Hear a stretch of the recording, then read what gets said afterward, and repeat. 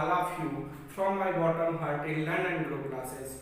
Friends, हम solve कर रहे हैं एक्सरसाइज जो प्रेडिकेट के से संबंधित है। उस क्रम में हमने 11 से लेकर के 16 तक 16 एक्सरसाइज तक सॉल्व कर लिया है। अब उसके बाद जो नेक्स्ट एक्सरसाइज है एक्सरसाइज नंबर 17 उसे सॉल्व करेंगे। उम्मीद है कि जो पिछली एक्सरसाइज रही है वो आपको समझ में आई होंगी। अगर वो समझ में आई है तो ये और भी बेहतर समझ में आएगी, क्योंकि हम एक्सरसाइज जो सॉल्व कर रहे हैं वो सेम एक ही पैटर्न पे है और उसमें प्रेडिकेट के पार्ट को कंप्लीट करते हैं। तो जो 17 नंबर की एक्सरसाइज है, आइए उसे देखते हैं, समझते हैं और मिलकर सॉल्व करते हैं।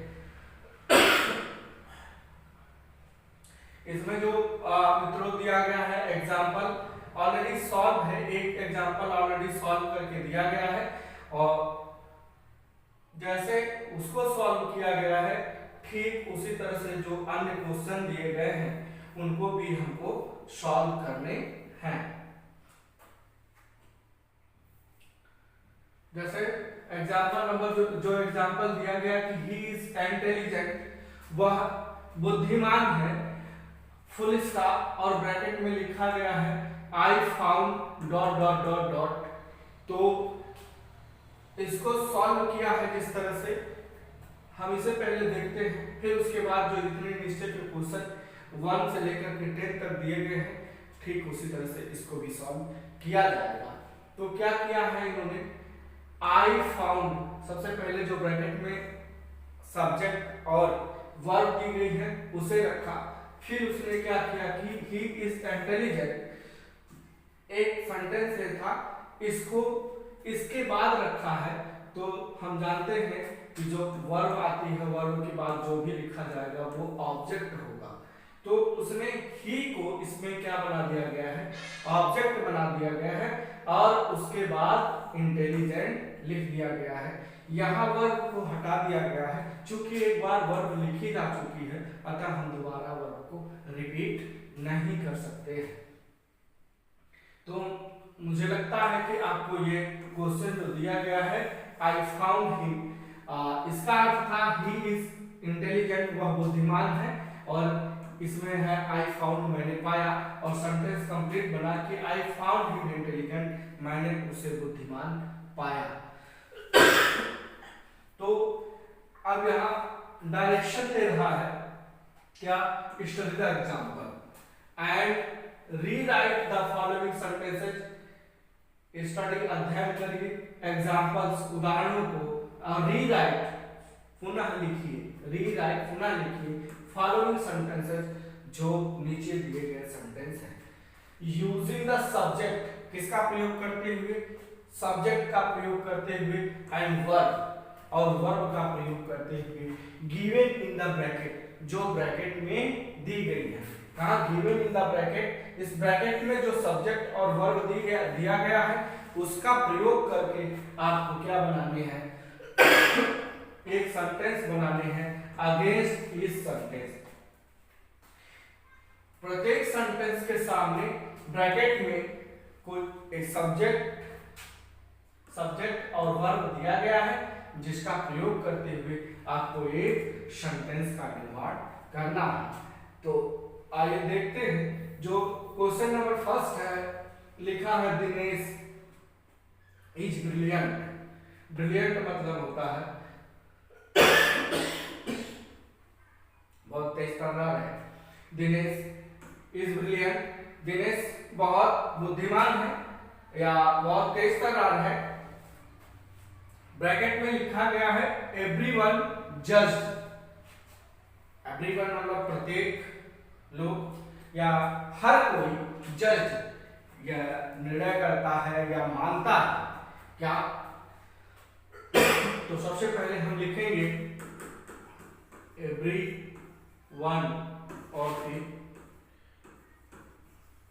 जज्ड, एवरीवन जज्ड, फिर लिखेंगे दिनेश, जो कि सब्जेक्ट हो चुका है, वर्ब हो चुकी है, अब इसे चाहिए ऑब्जेक्ट। तो दिनेश को हम ऑब्जेक्ट के रूप में रखेंगे और दिनेश ब्रिलियंट दिनेश ब्रिलियंट। ये हो गया है सेंटेंस कंप्लीट कि हर कोई दिनेश को ब्रिलियंट मानता है या निर्णय करता है कि वो दिनेश क्या है, बहुत ब्रिलियंट है। या एक तो इस तरह से हम कर सकते हैं, दूसरा हम कर सकते हैं कि एवरीवन जज्ड दिनेश और अपॉस्ट्रोफी लगा करके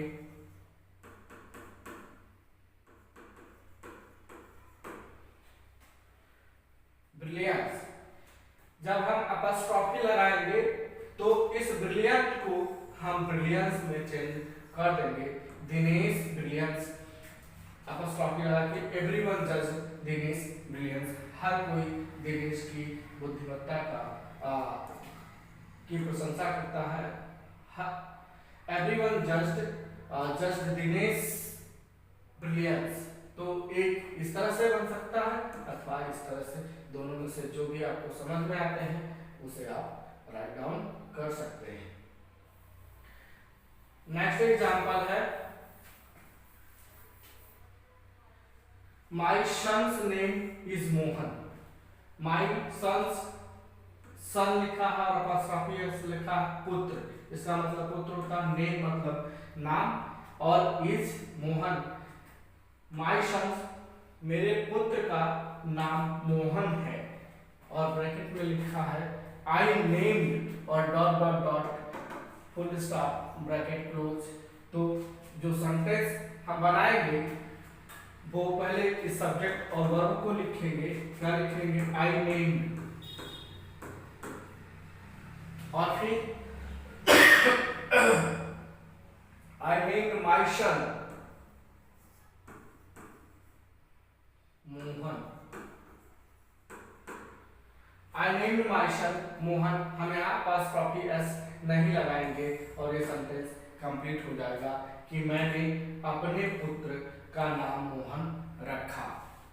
तो इस तरह से हमने जो क्वेश्चन नंबर सेकेंड था उसे भी देखा और ये हल हो गया।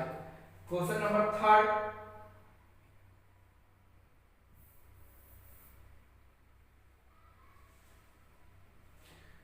सी is cruel. Sea is cruel, cruel मतलब होता है निर्दय, निर्दय या निर्दयी। और ब्रैकेट में लिखा है we think dot dot dot और ब्रैकेट क्लोज। हमें यहाँ सब्जेक्ट वी मिला और वर्ब थिंक, तो हम क्या लिखेंगे? सबसे पहले वी थिंक। अब इस थिंक के बाद हम इसको, ये सब्जेक्ट के रूप में है, इसे हम ऑब्जेक्ट के रूप में रख देंगे। लेकिन यहाँ जैसे माय सन लिखा था, ये सब्जेक्ट के रूप में है, लेकिन जब भी जाएगा वो चूंकि कोई नाम नहीं है, जो अभी क्वेश्चन मैंने लिखा था क्या कि I name my son Mohan.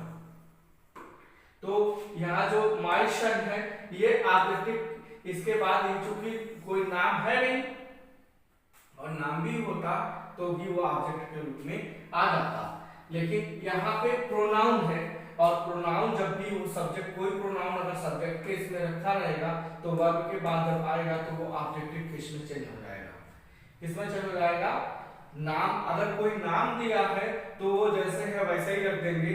लेकिन अगर किसी सेंटेंस का इसमें जो दिया गया है, जैसे यहाँ ही दिया गया है और सी दिया गया है, प्रोनाउन के रूप में कोई सब्जेक्ट के रूप में आया है, तो उसको जब हम सब वर्ब के बाद रखेंगे तो उसकी ऑब्जेक्टिव केस रखेंगे। और यहाँ पे माय सन था, इसमें कोई दिक्कत नहीं, और उसे हम ऑब्जेक्ट के रूप में रख सकते हैं। तो क्वेश्चन नंबर जो थर्ड है, वी थिंक, और फिर उसके बाद हम सी को किस में कन्वर्ट करेंगे? जैसे देखिए यहाँ ही था, सब्जेक्ट के रूप में था, और इसे किस में चेंज किया? चूंकि ये वर्ब के बाद रखी गई तो इसे ऑब्जेक्ट के रूप में हम चेंज करेंगे और ही का ऑब्जेक्टिव केस होता है हिम, आई का ऑब्जेक्टिव केस होता है मी और वी का ऑब्जेक्टिव केस होता है अस। इस तरह से आप प्रोनाउन के चार्ट में जाएंगे तो आपको सब कुछ उसमें मिल जाएगा। तो सी का हर और फिर cruel, I think her cruel,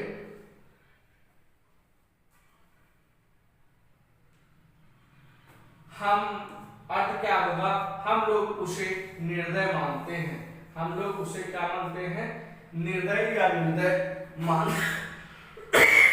हम लोग उसे निर्दय या निर्दयी मानते हैं।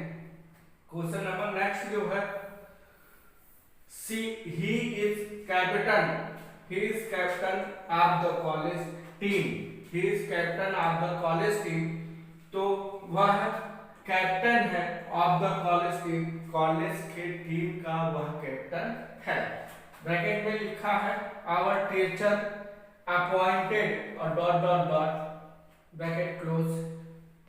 तो ये जो बनेगा, सबसे पहले हमें our teacher as a subject के रूप में रखेंगे, आवर टीचर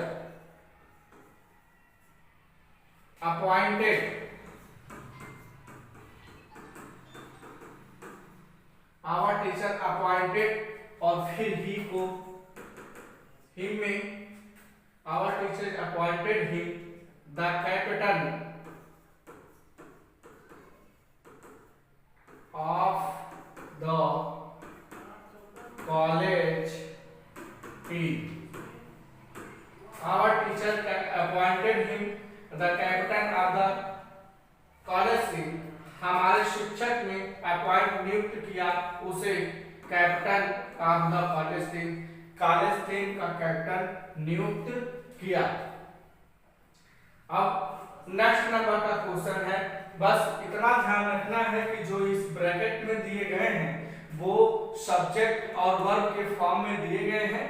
उस सब्जेक्ट और वर्ब को सबसे पहले लिखते हुए जो इसमें क्वेश्चन में दिए गए हैं उन क्वेश्चन में जो सब्जेक्ट है अगर वो नाउन है तो नाउन को एज इट इज हम वर्ब के बाद रख देंगे, अगर वो प्रोनाउन है तो उसको हम ऑब्जेक्टिव केस में चेंज करते हुए और जितनी इसमें वर्ब दी गई है उस वर्ब को हटाएंगे, बाकी का एक कंप्लीट मीनिंगफुल सेंस देने वाला सेंटेंस लिख देंगे।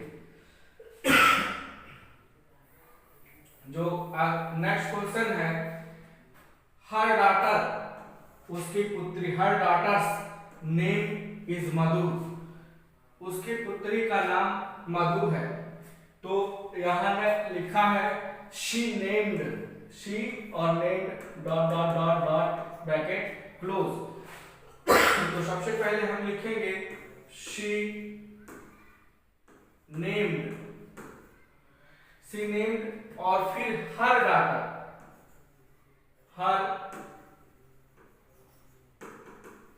हर डॉटर, और यहाँ पर स्टॉपी नहीं लगाएंगे जैसे हमने यहाँ नहीं लगाया था उसी तरह से यहाँ भी नहीं लगाएंगे।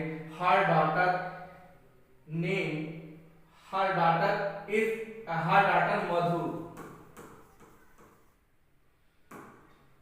और full stop, she named her daughter Madhu, उसने अपने पुत्री का नाम मधु रखा। यहाँ क्या था, हर डॉटर्स नेम इज मधु, उसकी पुत्री का नाम मधु है। और यहाँ जब हमने यहाँ से सब्जेक्ट और वर्ब उठाई तो सबसे पहले उसको लिखते हुए फिर उसके बाद जो इसमें के थे इसमें से कुछ निकाल करके यहाँ एक मीनिंगफुल सेंस देने वाला, मीनिंग देने वाला, मीनिंगफुल सेंस देने वाला वाक्य का निर्माण हुआ। वो यूं हुआ, she named her daughter Madhu, उसने अपनी पुत्री का नाम मधु रखा।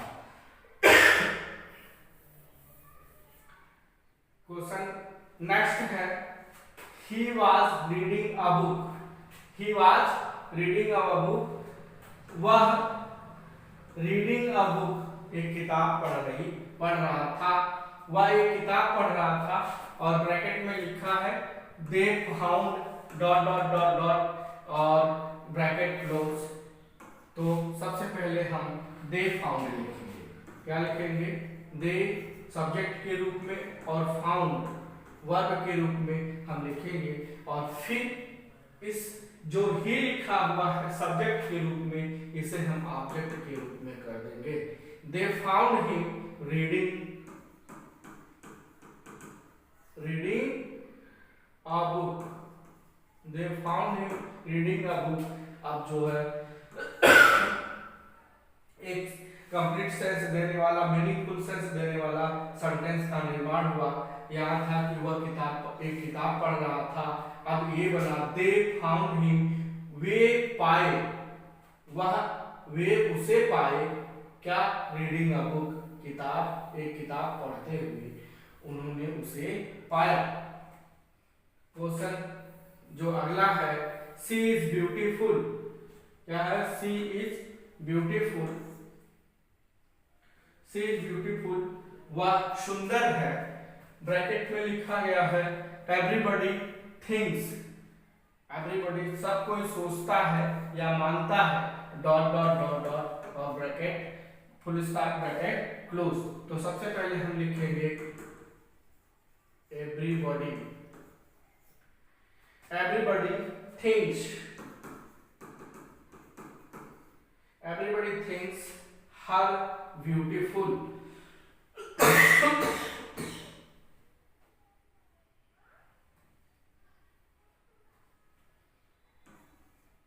हर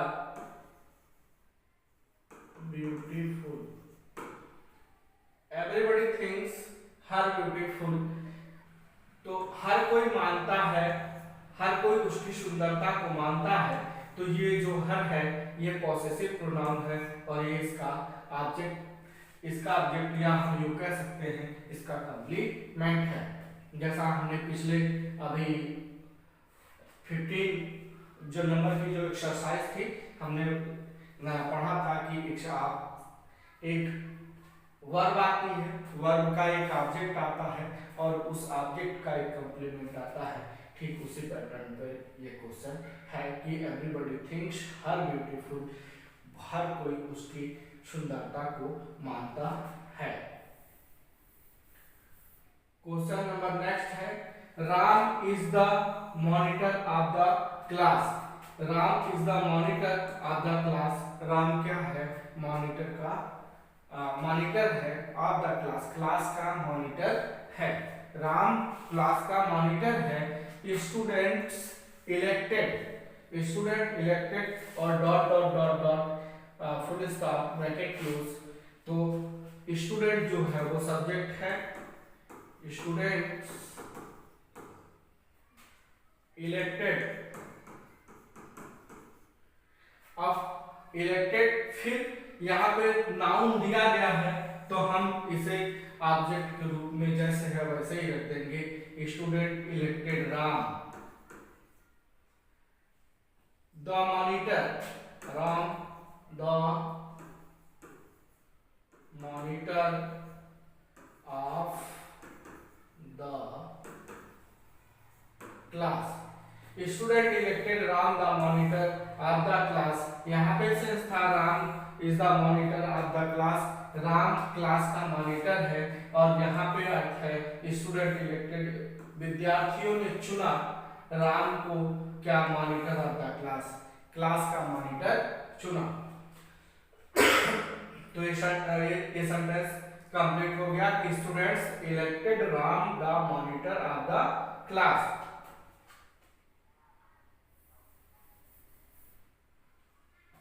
नेक्स्ट क्वेश्चन है, Gopal is very dull. Gopal is very dull. तो डल वेरी मतलब बहुत, और डल मतलब होता है नीरस या बहुत सुस्त है, लेजी जिसको हम कहते हैं। यहाँ है teachers judged dot dot dot dot dot full stop और ब्रैकेट क्लोज। तो टीचर्स जो है वो सब्जेक्ट है और जज जो है वो है वर्ब। तो हम सब्जेक्ट के रूप में टीचर्स लिखेंगे, टीचर्स, फिर जज्ड, टीचर जज्ड क्या, Gopal very dull.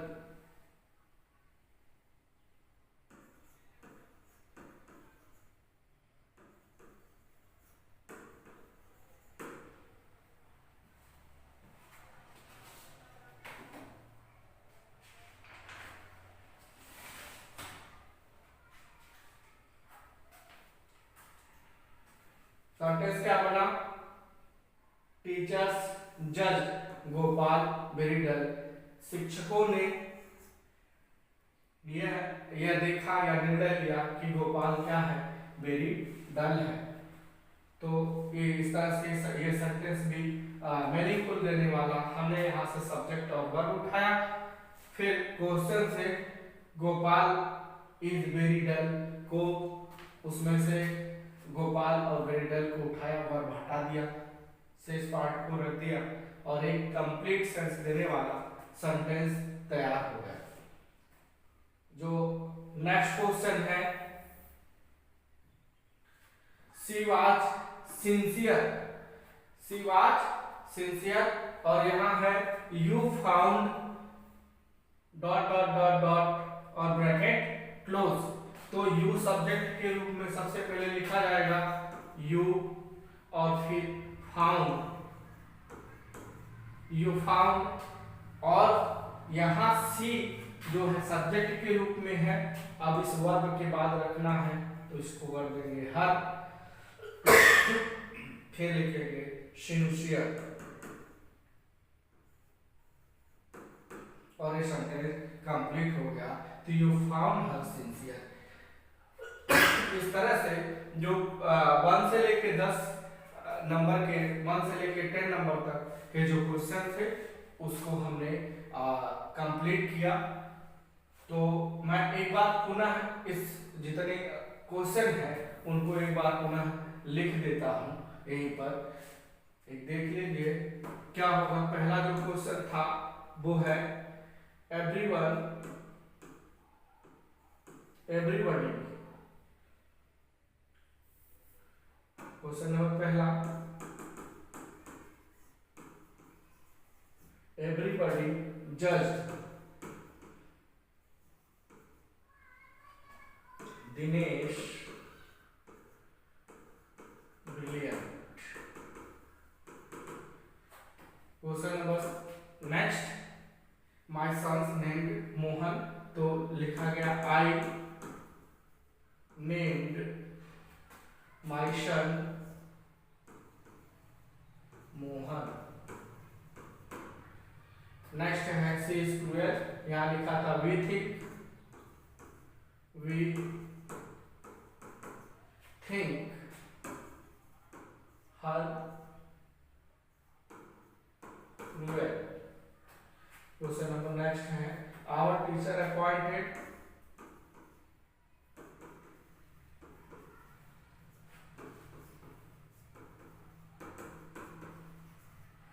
our teacher appointed him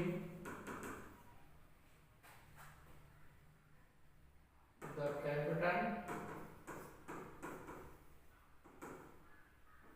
of the college।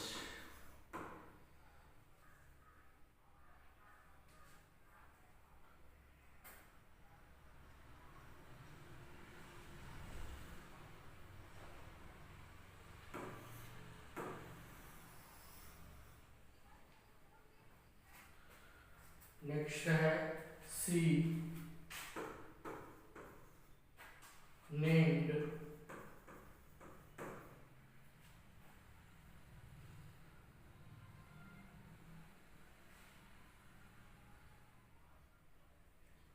Her daughter,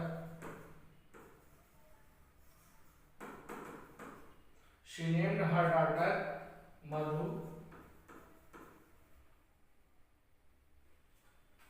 next है they found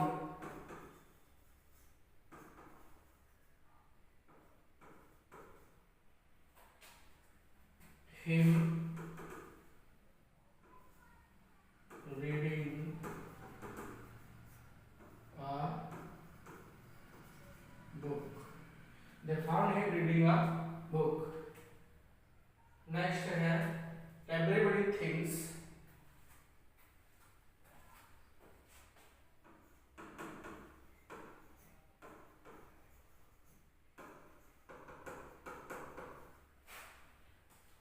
everybody thinks her beautiful.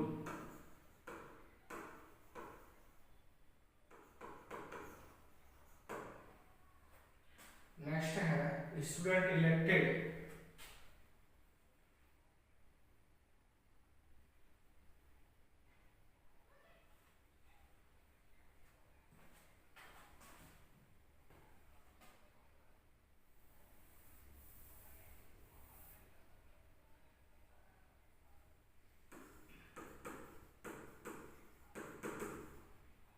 Students elected Ram the monitor of the class.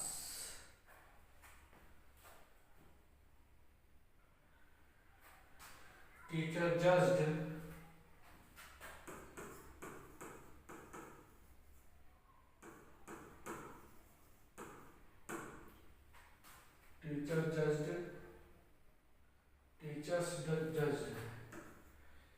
judged Gopal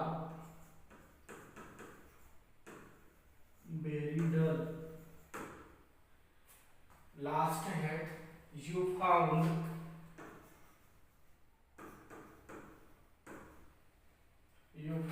her sincere।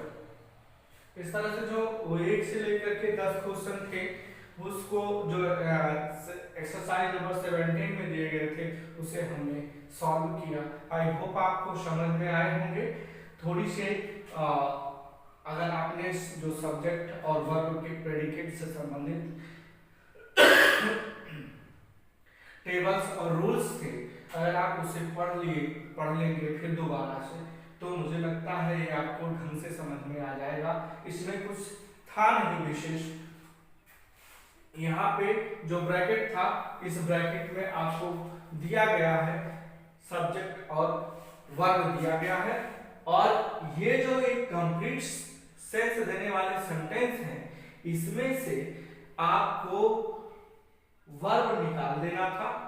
अगर कोई जैसे यहाँ पे brilliant लिखा गया है, जैसे मैंने इसको 2 तरह से करके बताया था, एक दिनेश ब्रिलियंट और एक दिनेश ब्रिलियंस, ऐसे करके बताया था। तो ब्रिलियंस क्यों होगा, ब्रिलियंट क्यों होगा, तो इसके बाद ये ध्यान रखना है कि जो दिनेश अपॉस्ट्रोफी लगा रहा है तो ये नाउन बन रहा है और ब्रिलियंट क्या है, एडजेक्टिव है। तो हम जो भी रख रहे हैं यहाँ पे ऐसे करके वर्ब के बाद ऑब्जेक्ट के रूप में जो आ रहा है वो ऑब्जेक्ट, और ऑब्जेक्ट के बाद क्या होना चाहिए पार्ट ऑफ स्पीच से।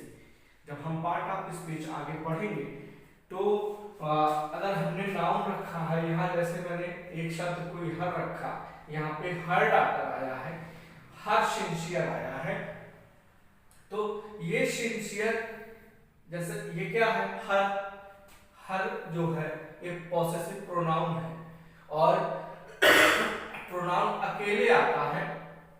अगर ये पॉसेसिव एडजेक्टिव होता तो इसके बाद ये सिंसियर नाउन के रूप में होता। अगर ये जैसे मान लीजिए कि अगर ये पॉसेसिव एडजेक्टिव है तो ये नाउन के रूप में होता। अगर ये पॉसेसिव प्रोनाउन है तो यहाँ आप जो भी उचित लगता है पार्ट ऑफ स्पीच से उसे रखा जा सकता है इसके कॉम्प्लीमेंट के रूप में।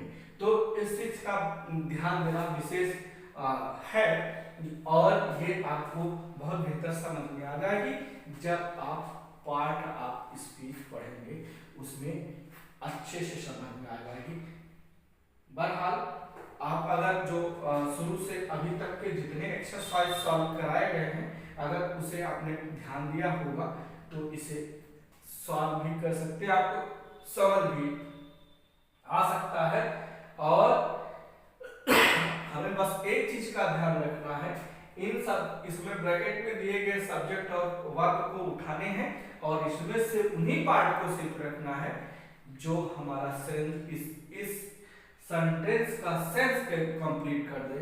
बस ये जो लिखा गया है, जैसे Dinesh is brilliant, my son name is Mohan, Dinesh जो है बुद्धिमान है, दिनेश क्या है, ब्रिलियंट है, माय सन नेम मोहन, मेरे पुत्र का नाम मोहन है, शी इज क्रूएल वह निर्दयी है, ही is captain of the college.